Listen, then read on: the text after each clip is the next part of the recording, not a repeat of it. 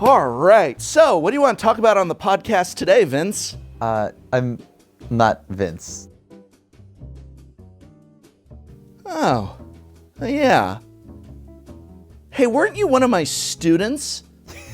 Yes, actually. Yeah, you were in like my class when I taught. Yeah, you still doing the teaching thing? No. Are you still a student, or did you graduate, or? Since then I've done a few things. Played music with a band called Finish Ticket for a little bit. Then went back, started doing the Twitch streaming thing, and now I make Magic content and play a lot of Commander. Oh. Boy, those English classes really didn't have much point to them, did they? Not to me. Yeah. So you play Commander a lot now? Commander, Historic, Modern, all the Magic formats, Standard. Oh, yeah. Hey, how's Standard been lately? It sucks.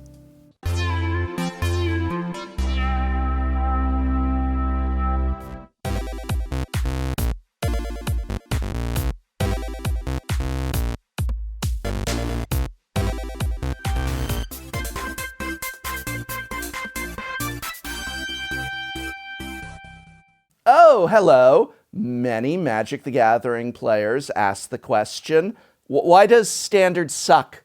Or why did Standard suck? Did it suck? And if it did suck, how to make it not do that? I've brought in here today my former student from when I was a real teacher, but now I suppose you're the substitute of Grixis Studies. Krim, the TheAsianAvenger of MTGGoldfish fame. Krim, thank you so much for being here today. Thanks for getting the whole title in there. The whole title. All of it. You insisted, if you're going to substitute, it has to be Grixis Studies. Yeah. So that's your jam, is Grixis, then. Oh, that is my favorite. Shard, wedge, whatever you want to call it. Like I've loved it since forever. It's a shard. It's not a wedge. Yeah. I can see you got your education from a community college. So you're just perfect for here at Tolarian Community College, where we don't know I'm a what substitute teacher. I'm not a full-time teacher. Right. You just play a movie. Exactly. So the title of today's episode, I don't know if this is going to be the actual thumbnail. I'm feeling nervous literally calling it, Why Does Standard Suck? But that is the spiritual topic of this, yes. Because you play a lot of Standard, and we were actually just talking last night when we came up with the idea for this about how much Standard you play and where you felt the golden era was, and you feel it's been bad lately, and I agree. And I want to kind of dissect that. Before we get into it, 2 caveats. Number 1, we are not discussing Zendikar Rising rotation. So we want to talk about Standard as a closed book. Rotation, when this is posted, has just happened or is just about to happen, depending on how fast I am with the edit. So we're not discussing Zendikar Rising. Standard, we want to talk about everything leading up to this rotation. Probably the last couple of years, I'd say, is where people's dissatisfaction, mine has been. I liked Standard up until 1 to 2 years ago. It started 2 years ago, started going downhill, and then it got to the point where I can't play it anymore, but you still play it. Yes. What has gone wrong in your opinion? So I think my biggest thing with Standard, and if you've seen my streams or anything like that, you'll know that I've very much so pointed it out, but like a lot of Magic from like War of the Spark forward has been a lot of mana doubling, cheating free spells into play with like Fires of Invention, free spells Once Upon a Time, 3 mana planeswalkers that elk everything. You're just listing off all the banned cards. In all my time playing Standard, I don't think I've ever seen a ban list this big. Yeah, it's huge. Somebody did a graphic just comparing 10 years worth of bans to, I believe, 2 years worth of bans, or something close to that range, and it's astonishing when you visually see that. Yeah, it's also intimidating to a newer player. Let's say if I open a booster pack or crack a pack on Arena, ooh, cool, I have this sweet mythic. Oh, wait, why can't I build around it? Because there's just so many things banned. Right. That's depressing on 2 levels. One is you open a sweet card and it's like, well, if it's not capable of beating Euro or it's not Euro, then Euro out of luck. Yeah. And or God forbid you open up a banned card. Now on Arena, that's not going to happen, but in paper, which still exists, that is going to happen, and that's a couple of feel bads. So is it just that there's been a lot of bans? Is that all that there is? Because for those who don't know, there's been a change in design philosophy. They call it FIRE. What does FIRE stand for again? FIRE stands for F is for fun. Above all else, our game should be fun to play. Hey, Krim, isn't standard fun? No. I is for inviting. Ooh la la. Our games should be accessible to many people. All right. R is for replayable. The key aspects of replayability are balance and diversity. Hey, Krim, what does that mean? Well, I'll tell you one thing. It means that the cards should be, well, balanced and encourage fun Just games. repeating the words back to me. I know, but you would think that. But the thing here is, even with that, we had. I mean, I love the card. Don't get me wrong. Like Teferi, like Time Raveler. That's like one of my favorite cards. You loved Teferi Time Raveler? And like the thing is, I loved it so much at the beginning. Get out. I know the passives. I'm a huge fan of the passives. It's weird because I know that I just said that I've had many issues since War of the Spark, but War of the Spark itself was a very fun set when it first came out, right? And all the idea of passives on Planeswalkers, it was so cool, it was neat, right? And like, I'm happy they tried it. Some of the passives, though, might have been a little too strong, and one would say maybe not even inviting to like where it'd be replayable. Like Teferi, like shutting off instance. See, I enjoyed that part of it because I didn't have to deal with counter spells from the opponent. But then the issue was, what if that opponent resolved one on me? Then my counter spells are bad, right? Right. But then there's also the mana doubling passive from Nissa, which at this point now, I think a lot of people know I am not a fan of green. And yeah, like but the other passives were fine. Like I thought Narset's passives, Tamiyo's passive. There was like Nicol Bolas's passive. So many of those passives were a-okay to me. But there were some cards that just felt a little unbalanced. like as I said, there's also Hydroid Krasis in a game where, the play style, you have all this mana doubling, all this ramp there, the play style where you could like leverage card advantage and stuff like that. That play style kind of went away over time because everything does like 50 things now. It walks your dog, it does your taxes, and it also draws 19 cards, and it's also a big flying trampling creature. E is for exciting. Is that even exciting? Like your opponent just like cheated a bunch of free spells into play? Yeah, no, it's not exciting. I find it, joking aside, I find it amazing that Wizards of the Coast will look at cards like, for example, and I'm going to go there, Lord of Atlantis, which gives all merfolk +1/+1, and Island Walk, and they say Land Walk is no fun. That's broken. That's no fun, but Hydroid Krasis is. Yeah. Like, Teferi Time Raveler is fine, but giving Merfolk Island Walk or Goblins Mountain Walk, that's no fun. We need to do something like that's going to draw out the game for a million years where you just slam concede out of frustration as opposed to, oh, well, then they resolved Mountain Walk and swung in with all their goblins and won, and we moved on with our lives. I'm kind of with you on that. Like, I don't think something like Island Walk is ridiculous. I don't think, I even mentioned it before, but I even think cards like Mana Leak are just like people, because that was considered an unfun card, right? But nowadays, Mana Leak, I'm not gonna lie to you, I don't even know if I'd play it if it were in standard, right? Like, because I mean, Mystical Dispute is just better. Right. And it's 1 mana. And it counters anything that's blue for 1 mana. Yeah. So there's a lot of things that I do find humorous, that it's like, oh, well, you can't have, like you said, Island Walk, Swamp Walk, whatever that may look like visually, like in the world of Magic.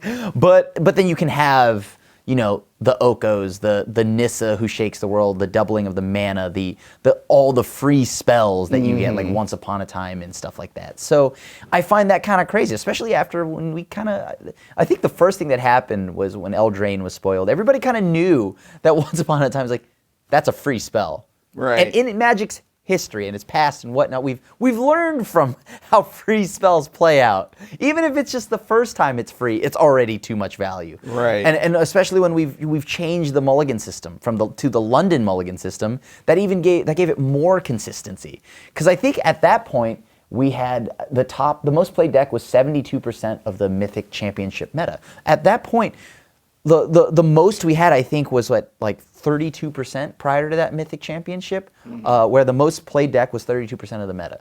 Then that Mythic Championship happens, Simic Food, whatever, it becomes 70-some%. That's insane. Yeah. That is insane. Like, I mean, is that replayability? I felt like I got burnt out pretty quick. Like, once Eldraine came out, I felt the burnout from Standard kind of kick in. That's when I quit altogether. So I agree with you. So, and by the way, we never finished just explaining that Fire, what all that weird acronym equals is a change in design philosophy that ultimately is pushing cards and being more okay with bans. Yeah. Part of that might be tied to thinking on Magic Arena. Right. We can ban a card, you just get a wild card replacement, and then it's no longer in packs, and so it's trying to lean into digital flexibility, but it seems to be tied to this massive increase in bans. You mentioned a minute ago that when War of the Spark first dropped, it was a lot of fun, and I will acknowledge, even though I have my issues with Planeswalker cards in general, and especially I love walkers, the passive effect Planeswalkers, I think like that might be hitting my list of design mistakes this year. But I will admit that War of the Spark in isolation, especially in draft for a minute, and just a smidgen of Standard was very exciting shakeup, but then it came into be week 2. And week 3 very, very quickly, and it, I mean, I remember the draft I quit on where I was sitting there and my opponent had 4 Planeswalkers on the board, and I had a Goblin, and I was just like, well, it felt unfun. Yeah. It was just like these are not things I can interact with properly. They're doing so much each turn, and I did not like it, and I remember that particularly as like, I'm done with this, and I went and played a different format and went into Pauper and had a great deal of fun because there are no Planeswalkers at Common, thankfully, despite yet. And yeah, I mean, and I quit Standard right around that same time as well. I had liked Standard right around when the first couple Ravnica sets hit, so that wasn't too far before War. I think War might have been a real big part of that. Eldraine as well. Oof. Did not lure me back in. I think it was Eldraine for me. That was like, because that was right after War of the Spark, right? And I actually think War of the Spark and every set up until War of the Spark was actually when Standard was insanely fun, right? We had a really good amount of years there where Standard was like just out of my mind fun. Like I could play it day in, day out, and it was a replayable format because although, like, you know, you may think that some people may not like some of the patterns, like the play styles, like absorb a counterspell, right? But like in a format where an absorb is good, is where you could say, like, you know, maybe Fair Magic is viable, right? And like it feels like in the last couple of years, Fair Magic has kind of just gotten pushed out, and like now you're playing like 15 lands a turn, right? You're getting free cards that are just being played for free.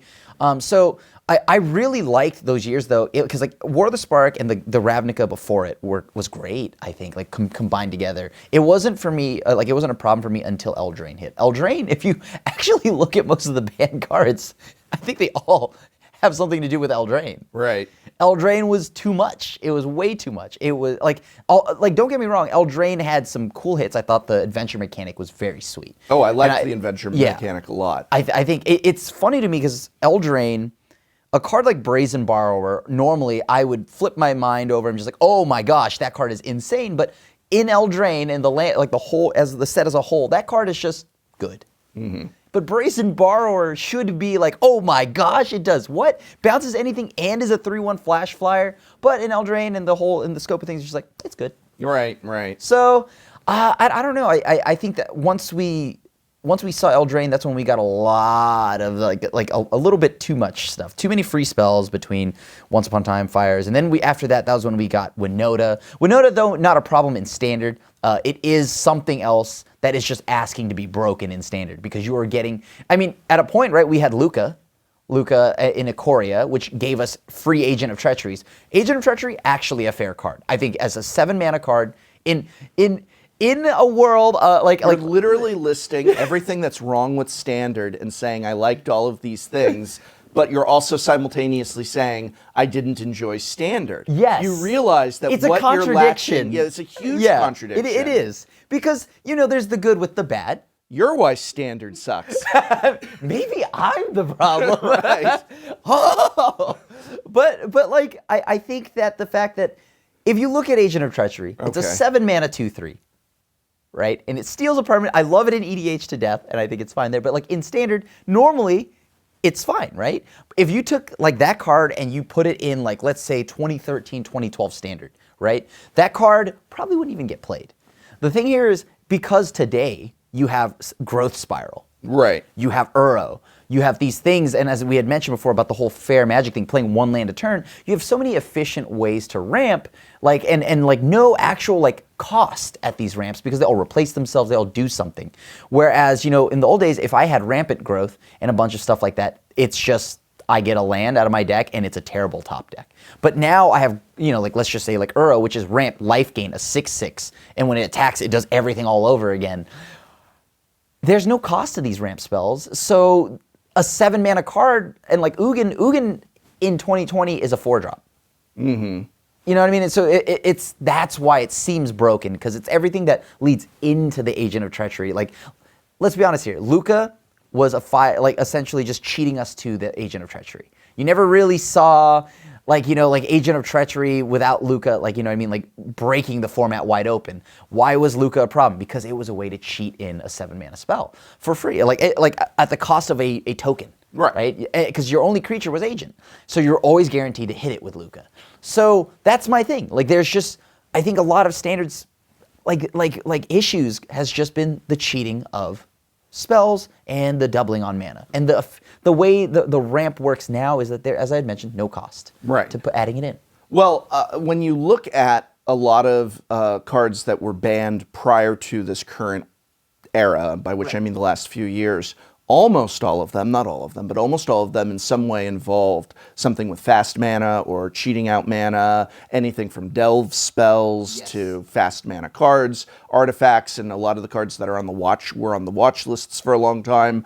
I know there was a long period where we were talking about Simian Spirit Guide, maybe should go for modern, but when you look at what that card does, is that's just giving you extra mana early, things like that. And so it's interesting that a lot of the cards that got banned seem to be dancing around, like, you know, Wilderness Reclamation, I think was an enormous mistake. That was from Ravnica, of course. But another 4 mana cheaty spell, right? Like so. So is that really then just the only problem, that they're playing around with ramp and fast mana? Like if you were to wave your magic wand at the last 2 years of Standard, that those are the cards you think were the mistakes and they should be taken out? Or going forward, your advice would be stop going, like, you know, Llanowar Elves, fine. Don't go nuts beyond that. Yeah, like I think Llanowar Elves, A-okay with that. Throw that in there. Throw Elvish Mystic in the same set so you get 8 1-drops.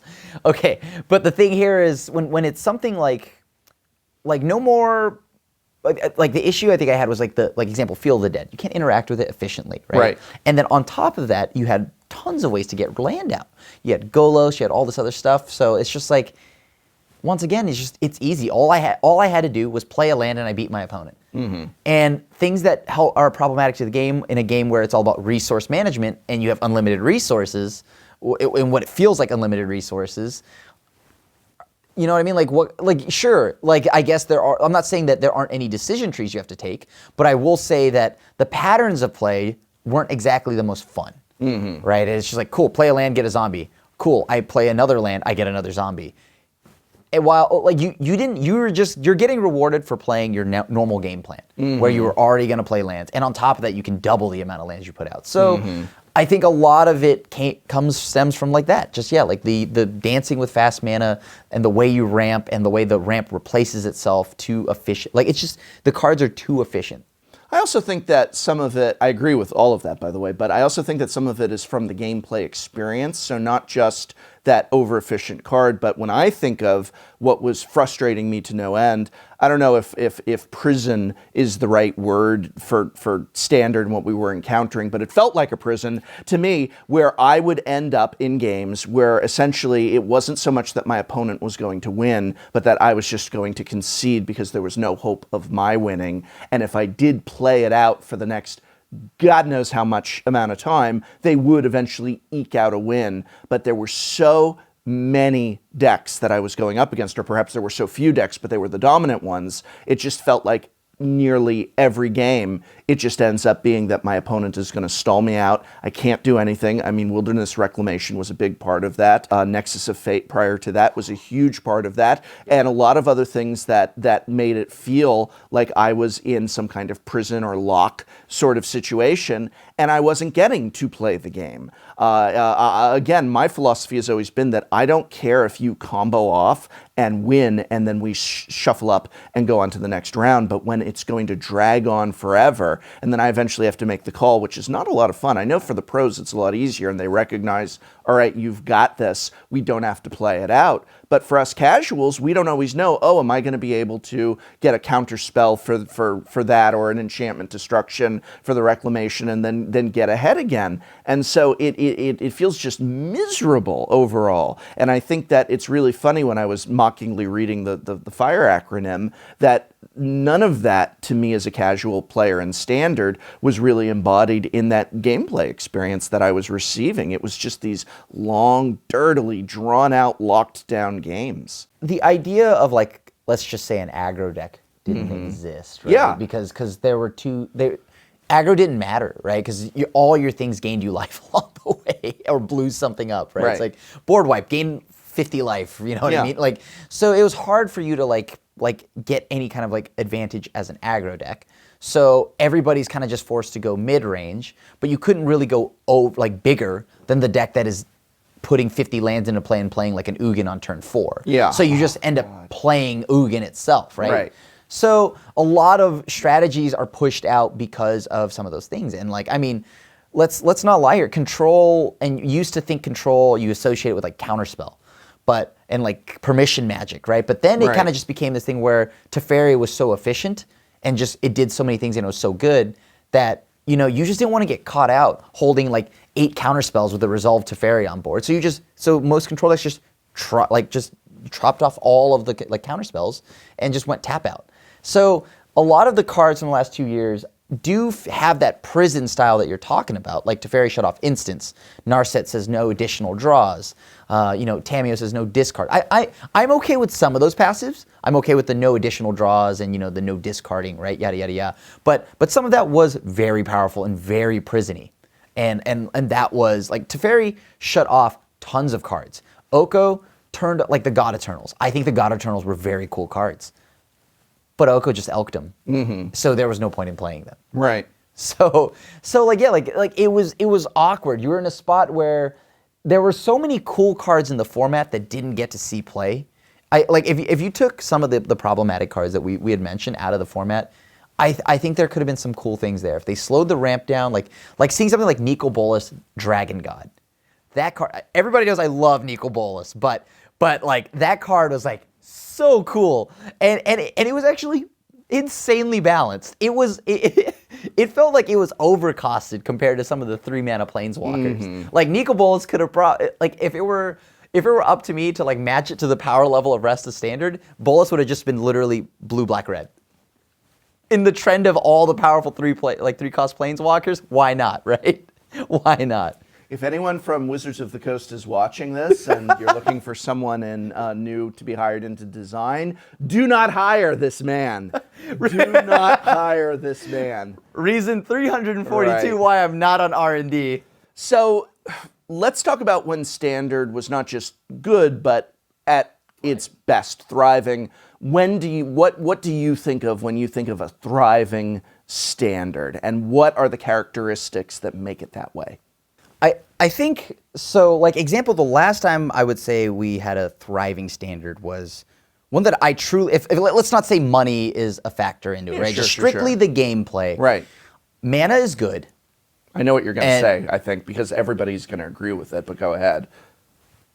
Fetch lands were in the format. Khans of Tarkir. And that's when, now Standard has been good since Khans. There have been periods where it was fun, but that is when it was just thriving, as you say, just chef's kiss. Yeah, like there was a deck for literally everybody. There was an aggro deck. There was just a pure control deck. There was a mid-range deck. And there was something there for everyone.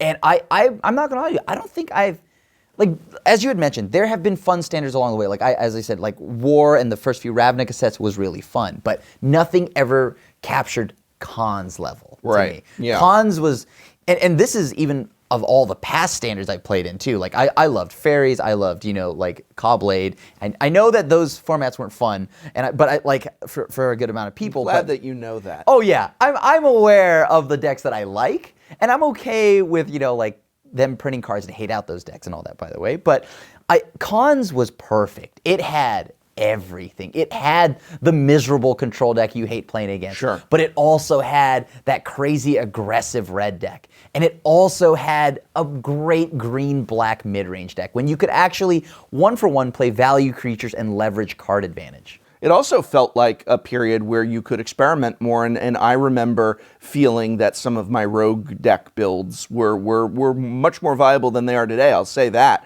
As someone who likes to experiment and be like, oh, that's a fun card, I'm going to maybe like look at a shell in its colors, take out some pieces, play around, and these days, I don't feel that I can get away with that. And I, during cons, could show up with a bizarre little, like Home Tinker sort of build, and have a shot with it because it opened up all this possibility. Unfortunately, it sounds like Wizards of the Coast looked at Khans of Tarkir and said, we don't want that to happen again. They literally have said, we're never reprinting fetch lands into Standard because of Khans. Which is weird, right? Because I get it. Like, don't get me wrong. I see why. Because at that point there was no arena, right? Right. There was paper play. Yeah, it's a hell of a reaction to it was boring to watch coverage, which it was. There was a lot of shuffling. Yeah. And so, but it's a hell of a reaction to be like, well, we're never printing fetch lands into Standard, especially since they do still print fetch lands Fabled into Passage. Standard. They just don't print all the fetch lands in or make it so that there's, obviously, 5 different fetch lands getting different color lands is different than just Fabled Passage, which is 1. It's like 1v5, I guess. But still, it's a hell of a reaction. And I'm not saying that that's the only reason that Cons was so great, but it certainly helped. And it also made it exciting to open up packs and all that stuff. It did. Crack a foil polluted Delta, And just like, as you had mentioned, it wasn't just the lands. Like, the cards were just so fun, right? Can't believe, I don't know if you remember this, but the sky was falling when Siege Rhino got printed. Right, sure. The sky was falling, Magic was, quote unquote done for again, right? Because of Siege Rhino and things like that. So sounds like Thragtuscan Restoration Angel all over again. Oh my gosh, they blinked that Thragtusk, this game is over. Right. But now it's I played Historic. I played a Thragtusk, and it's just I felt like I lost 4 turns playing Thragtusk compared to Standard's new cards. So it's kind of crazy to me how far we've gone from a Siege Rhino. Yes. Everything, because before you used to be able to all right, well, that threat, that can stick, that can stay, I can ignore that. Now it's everything, you have to kill it. There's nothing that can get past. Yeah, I hate that feeling too, because it's just basically it resolves, and if you can't answer it immediately, you have to kill it. You have to get rid of it. You're done for. Yeah. And that's why the ability to ramp and double your mana, cheat free things in is insane, because the power of everything you're putting in, and you're not using any resources for it. You're literally not even skipping a beat on your turn, right? If you're playing Fires of Invention, then boom, double Cavalier. Oh, whatever, I guess you lose, right? So I feel like you don't lose any tempo. You don't, there's, the play pattern is just not fun. Right? So that was my biggest issue, I think, with the last 2 years. And nobody's surprised. Cons, I love that. That was such a good standard. So, looking at Theros, and again, you're much more of an expert on this than I am, but looking at Theros, I would say, is it fair of me to say, I should ask, that this is perhaps a powering down that we're seeing? Should I be that optimistic to think that that Theros is going to be an attempt to power down Standard? And if it is that a good move on their part? I would say, so how I viewed Theros is that it was definitely a power down, give or take 1 blue-green Titan. Because, I'm not going to say any names, but his counterpart, Kroxa, is actually a cool card. And Kroxa is, it's 2 mana, it makes him lose 3 damage and discard a card, maybe, right? And that is still really good. But his blue-green counterpart, Uro, is like it's not even the same. Like Uro's ruining every format. Uro piles everywhere. That is literally a whole like section of decks that you could look at on the Goldfish website. It's just all under the category of Uro piles. and like speaking of that, like how you had mentioned, back in cons you could get away with a few more like pet decks, brews, play your pet cards. One of the things that I really like, maybe who knows, future me broke the standard meta with Zendikar Rising, and rogues are everywhere, and they're the best deck. But in all honesty, the one thing that I'm really kind of like worried about going into this new set is rogues, though a really cool tribal deck, right? Like all the little creatures, the way it's like an aggressive mill deck, right? And we've never really had a mill deck be tier, right? But with all the cards that rogues got from Zendikar Rising and the shell that's shaping up to be, it could be really good, but one card keeps it in check. Uro. Right. Am I going to help you fuel your Uro? Because that's literally what my tribal deck does, because none of my creatures are bigger than a 6/6. Right.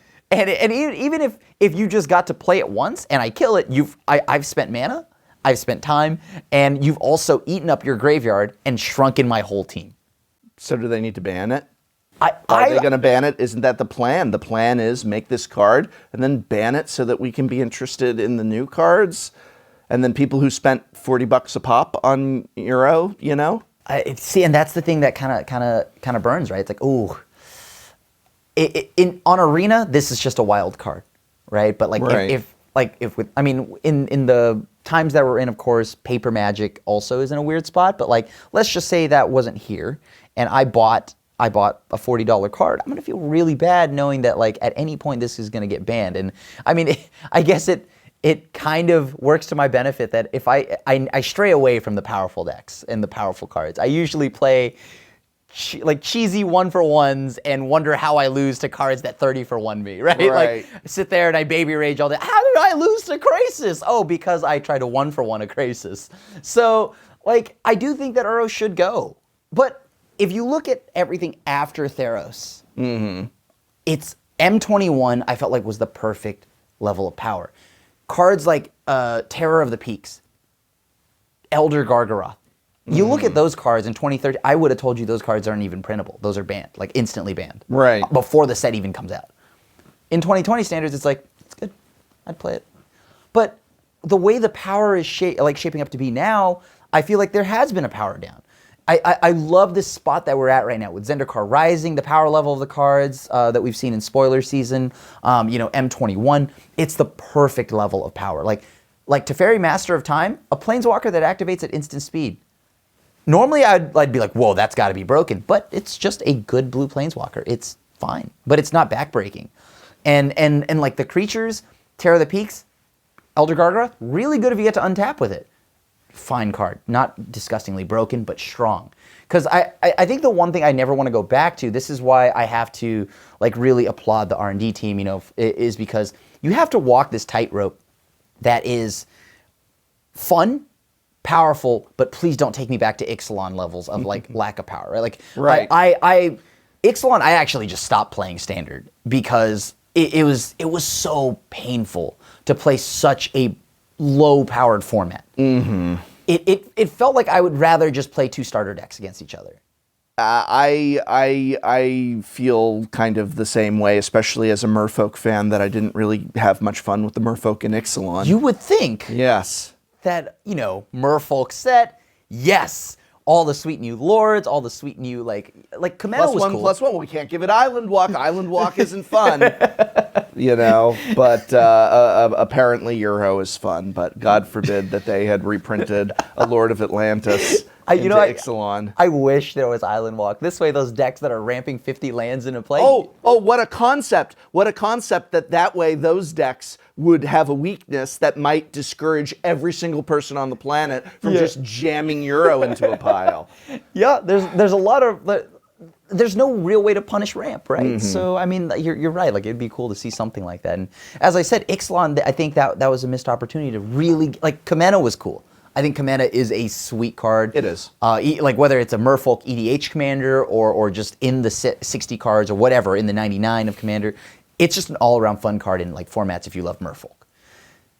The Lord was kind of a letdown. The Lord was a letdown. Kapala was a letdown. Yeah. Kapala should have been, as the Merfolk studies resident here at the college, I would say that Kapala should have been just Cure Great Glass Spinner, but for Merfolk.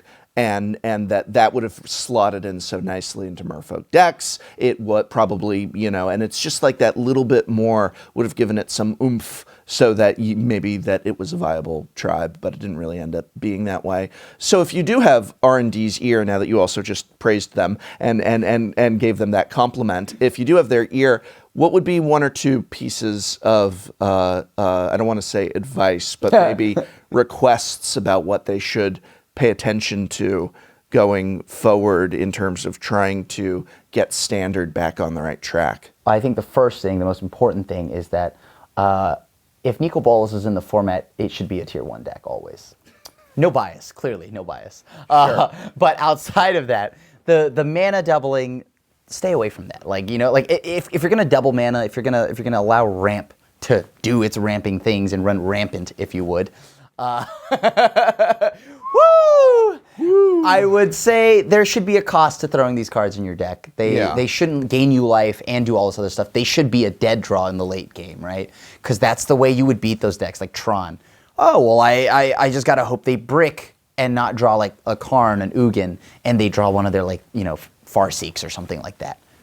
But now, if the Farseek hits you and also gains life, there's no cost. So stay away from that. And other than that, I know after the last 2 years, it's hard to say this, but I also still say keep doing. I still appreciate trying new things. The attempt at making more powerful cards, the attempt at doing all of that, but also be really ready to ban it if it goes goes wrong. And I mean not wait 7 months and then right. Some of it you can probably already see is like these cards are already broken, so you don't even need to print them. But I do appreciate that they are still trying to make new cards. I think that's fun, and I want them to I want to see new cards. As somebody that's played since middle school, I have Grinning Demon tattooed on me, and a 4-mana 6/6 that loses 2 on my upkeep is that's a joke if I played that today, right? Yeah. So seeing something like these newer cards and what they do now, it is cool to me. It is insanely cool to see these powerful cards, but just a little more balance.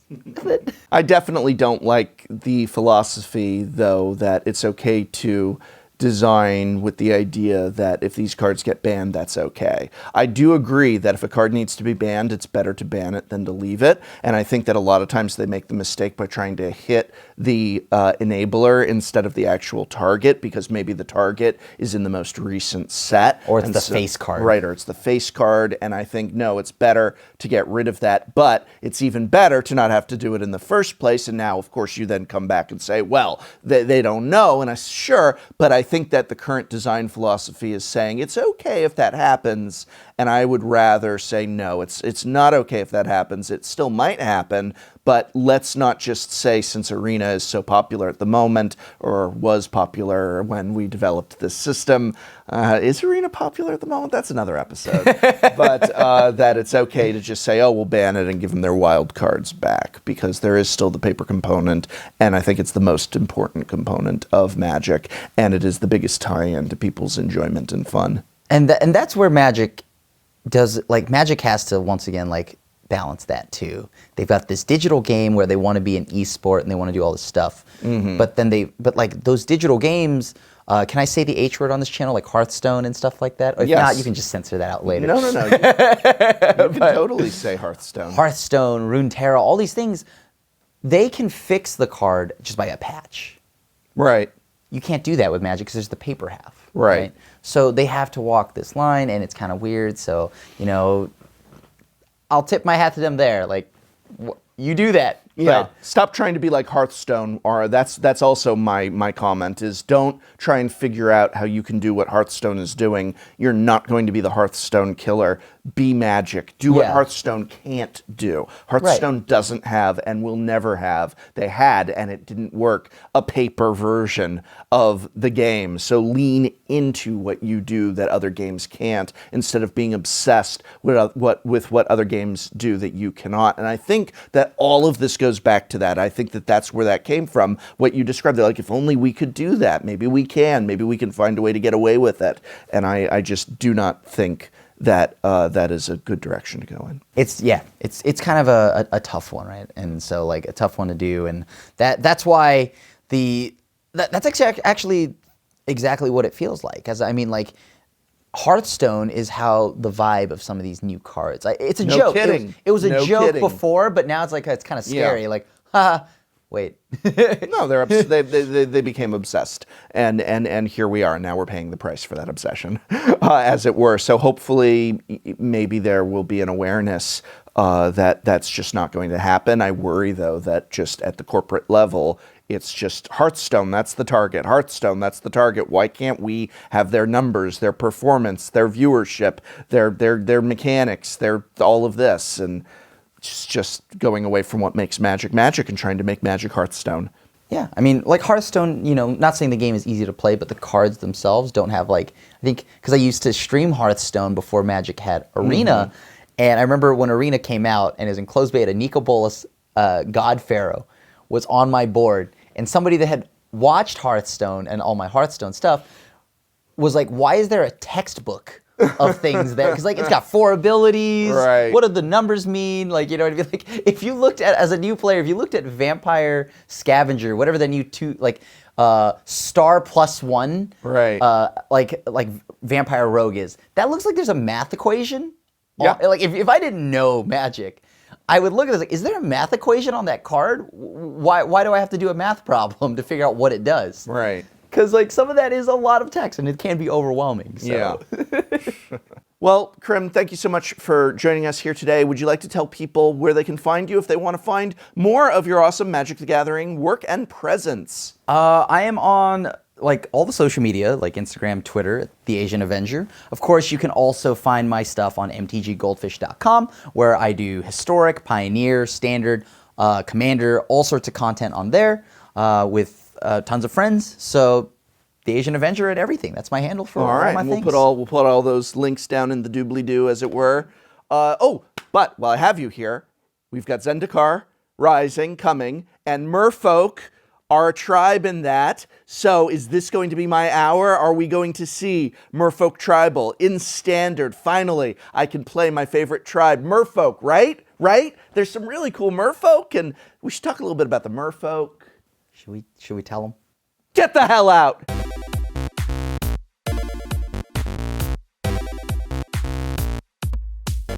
If you hold up 7 mana and a player is playing blue, what do you suspect? 7 mana and on blue, you're going to absolutely get Cyclonic Rifted until they eventually ban it. Not when you're playing against Ken. Because, like, sometimes I just hold it up just to scare you. And I'll be like, go ahead, put down something. And then as soon as they get back to me, I don't have nothing. I'm just playing around with you. But one thing I noticed specifically about Newmont, I'm not scared of Cyclonic Rift when 7 mana is up. He has Angel of the Dire Hour. This is a 7 mana, 5 and 2 white, flash. When it enters the battlefield, exile all target attacking creatures. Gotta conceal those intentions, baby.